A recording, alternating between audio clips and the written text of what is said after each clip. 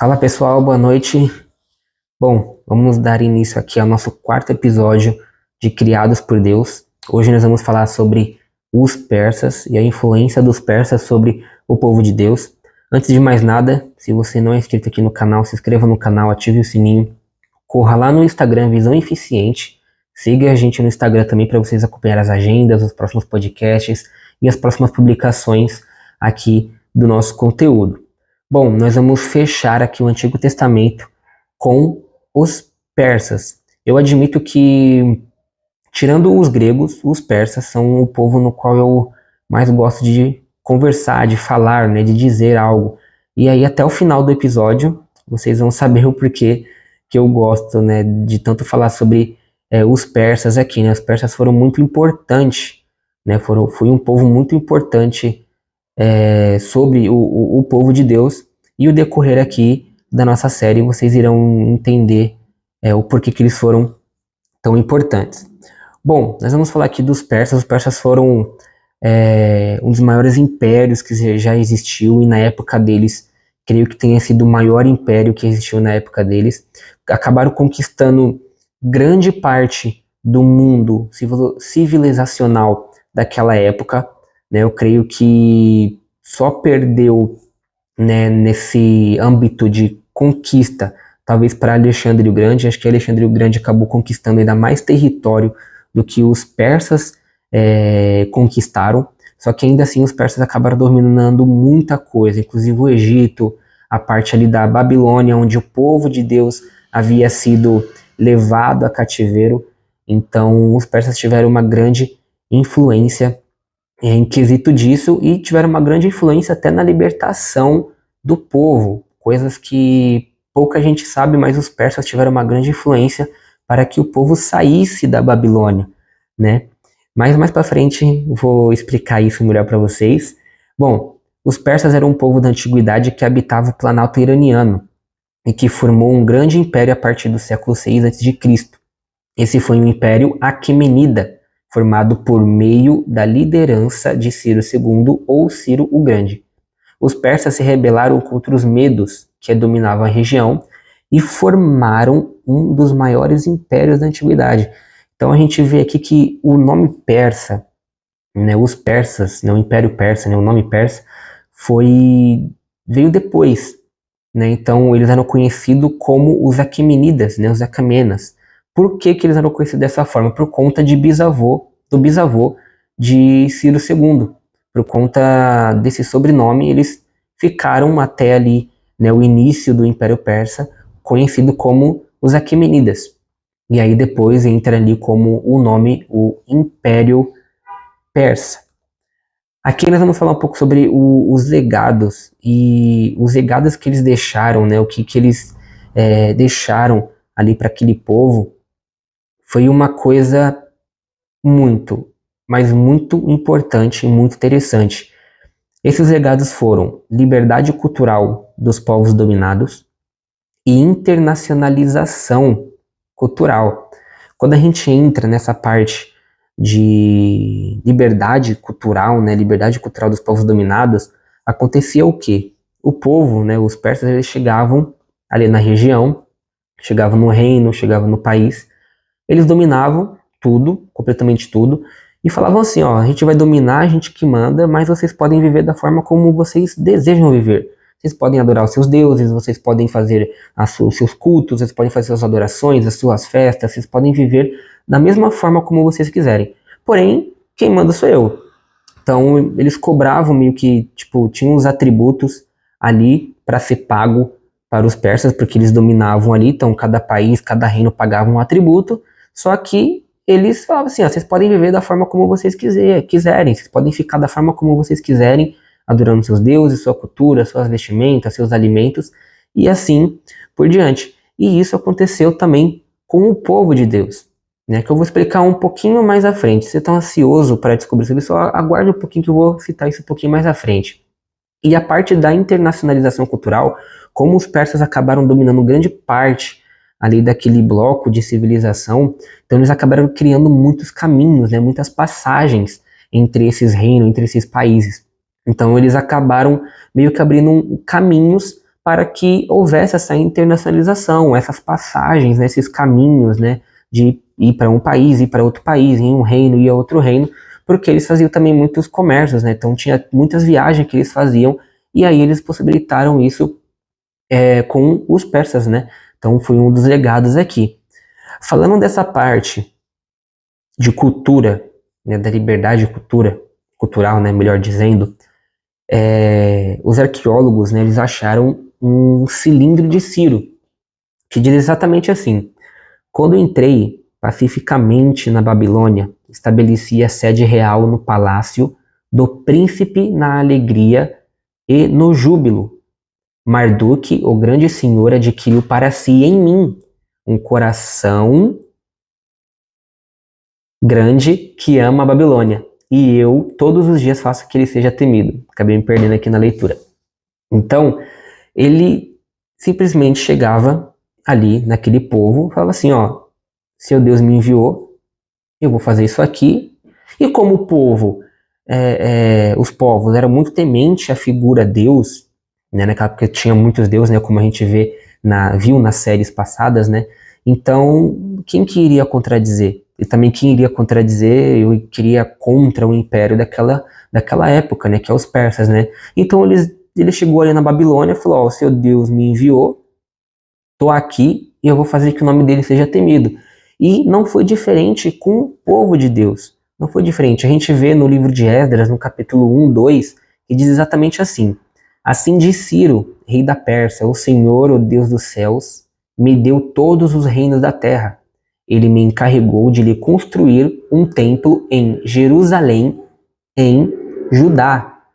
Então a gente vê aqui que o rei Ciro, né, o Ciro Grande, ele acaba usando ali a figura Deus para meio que entrar entre os povos ali, acabar dominando, né, os povos ali, né? Então isso a gente vê aqui no primeiro capítulo do livro de Esdras, o Ciro chegando como se fosse um enviado aqui de Deus. E aí é interessante que ele chega e fala assim, ó, vocês podem ir embora, vocês podem ir embora. Então, os persas dominam lá a Babilônia, chegando na Babilônia, tem lá os judeus, os persas falam, vocês podem voltar para a terra de vocês, sem problema nenhum, vocês podem ir lá adorar o seu Deus, que é o nosso Deus, vocês podem fazer suas festas, seus cultos, as suas adorações, e vocês podem ir embora.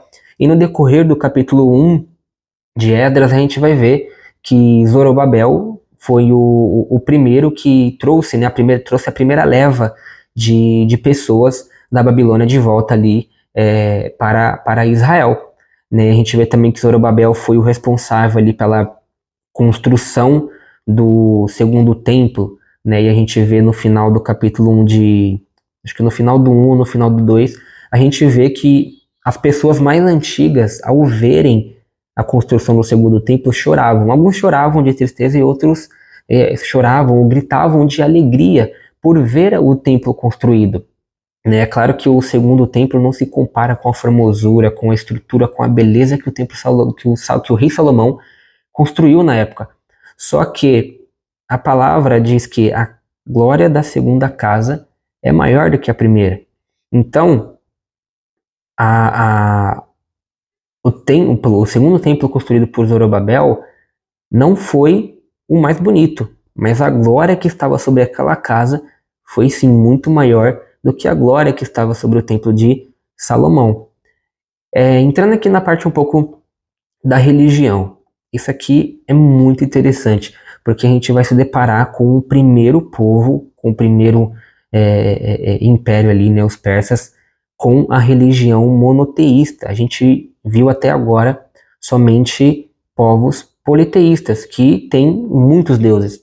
E a gente vê aqui agora o primeiro povo com um único Deus. É claro que não é o nosso Deus, né? O Deus criado por um homem chamado Zaratustra. Zaratustra, ele era um profeta ali no meio dos persas, e ele cria a sua religião. Ele cria a sua religião, ele cria um deus que se chama Ahura Mazda, eu creio que a pronúncia deve ser essa mesmo, e aí ele cria esse Deus, cria essa religião e acaba sendo a religião dos persas. Então, é o primeiro povo, primeiro reino que a gente vê ali que tem um único Deus em adoração. Zaratustra era chamado de Zoroastro pelos gregos. Sua religião ficou conhecida como Zoroastrismo. É um nome muito complicado, Zoroastrismo. Então, Zaratustra, que foi o profeta, ele desenvolveu essa religião, né, que mais à frente os gregos chamou de Zoroastro, né, então Zoroastrismo, né, um nome muito completo muito complexo de falar. Então ele cria essa religião, cria o seu deus Ahura Mazda e passa a ser um único deus ali do povo dos persas, né? Então isso é muito interessante, isso é interessante isso demais de ver, porque a gente sempre viu, né, na nossa série os povos com vários deuses adorando vários deuses, mas os persas não, vamos fazer de uma forma diferente, vai ser de um jeito diferente por conta desse profeta, e ele cria somente um único Deus e vai ficar só esse único Deus. Vou falar um pouquinho aqui sobre ideias espirituais. Isso aqui é muito interessante de falar, porque historiadores, teólogos vão dizer e confirmar que a ideia, né, de contexto bem e mal, a questão de uma figura maligna, uma figura de possuição, que alguém poderia ser possuída por um demônio, essas questões de feitiçaria mais avançada, foi traga para o povo de Deus através dos persas, né? O povo ainda não tinha este conhecimento até então. Os persas são o primeiro povo com ideias espirituais e a ideia de um ser maligno. Historiadores vão dizer que já na Babilônia que veio a questão espíritos bons e maus, que uma pessoa pode ser possuída por um demônio, influenciando o povo de Deus, que até então não tinha este entendimento. Então, isso é muito louco de se ver, porque o povo de Deus não tinha esse conhecimento. Eles estavam exilados na Babilônia, não tinham esse conhecimento, estavam exilados, estavam escravos ali, então eles não tinham esse conhecimento, não se passava pela cabeça de talvez ideias espirituais, seres espirituais, demônios, feitiçarias mais avançadas, pessoas poderem ser possuídas por um demônio. E através dos gregos, os gregos trouxeram isso até aqui o povo de Deus, tendo essa influência sobre aqui o povo de Deus, sobre as ideias espirituais. Galera, aqui é um panorama bem por cima, né? Um vídeo bem curtinho, o vídeo de hoje.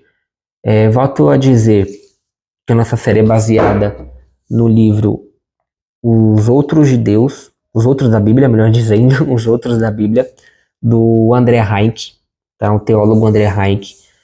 O livro é muito bom, comprem esse livro, comprem mesmo esse livro, porque aqui tem muito detalhe, tem muito mais detalhe do que eu não trouxe aqui nas nossas aulas, nos nossos vídeos.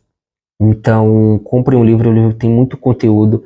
A nossa série é somente um panorama, é um voo por cima de tudo que está dito aqui nesse livro. Na próxima aula, nós vamos falar sobre os gregos, nós vamos entrar num período de silêncio de 400 anos aí. Então, durante esse período, né, chamado interbíblico ali, acontece muitas coisas. Vem a dominação dos gregos, vem a dominação do Alexandre o Grande. Então, acontece muita coisa durante esse período de 400 anos, que é após o exílio da Babilônia, né? O povo volta para sua terra, os persas fazem toda essa distribuição, toda essa internacionalização cultural, toda essa libertação cultural, e aí o povo entra num período de 400 anos, que a gente chama de período interbíblico, ou período intertestamentário, né, que é período entre o Antigo Testamento e o Novo Testamento. Então, eu espero você aqui na próxima aula, semana que vem. Talvez seja terça ou quarta-feira, mas acompanhem a gente lá no Instagram, acompanhem lá os conteúdos, eu sempre estou publicando quando que vai sair o vídeo, quando que vai ser ali o vídeo, e eu espero você na próxima aula aqui, que é onde nós vamos entrar no Novo Testamento para falar dos gregos, e por fim, para falarmos sobre os romanos, que aí já entra ali o período de Jesus. E é isso, pessoal. Fique com Deus e até a próxima aula.